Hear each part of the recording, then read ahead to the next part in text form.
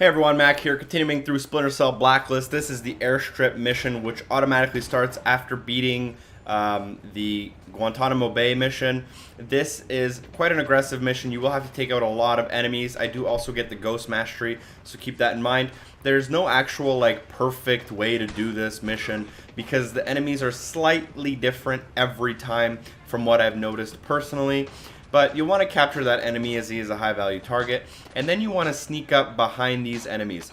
Make sure to equip your sticky shockers as well as anything else you might need, and make sure you kind of work your way from the back to the front and always catch enemies from behind while they're not looking. If there's too many enemies really close together, sneak up behind them, shoot one with the sticky shocker, and then take out the other one through hand-to-hand combat. So as you see me here, these two are really close, but I got them both. And then when they call in reinforcements, be very careful. That's really the only time you're ever going to get spotted. So I basically just sit here when they call reinforcements and use my radar to very slowly work my way around here.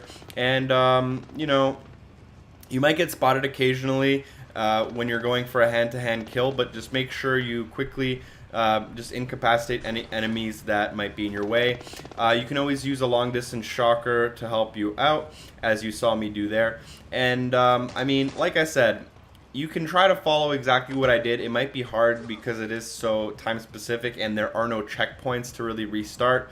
But this section's only maybe 2.5, 3, maybe 4 minutes. So it's really not that hard. And you have a small section at the end where you take control of a plane. So as you saw there and there, I take out these few enemies, and then a truck arrives behind me. So that's when you really want to pay attention. Those trucks have a good amount of enemies, and there is another delivery full of trucks. But oddly enough, the next time 2 trucks appear, only 1 enemy really spawns out of them from what I saw.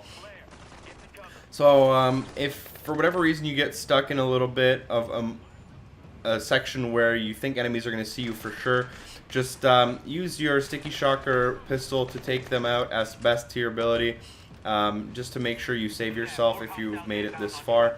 Now, as you see, there is a few enemies on my radar. I'm just waiting to make sure they all turn around and that the trucks that passed end up going far enough.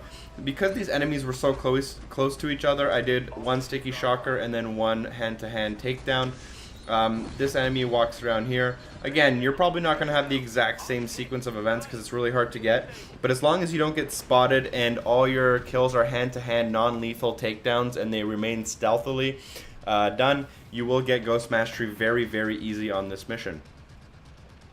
This last enemy, these last 2 enemies here just kind of wander around, so make sure you sneak up behind them and take them out. And then once you take out all the enemies, as you see me do just about now, you'll get a little indicator to go back onto your ship. Bam! Last guy in front of me. Bam! Once I take both of them out, they tell me to go back on the ship.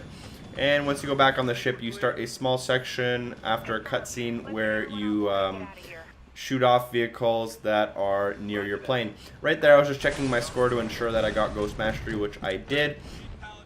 You'll need like 4,500 points, I believe.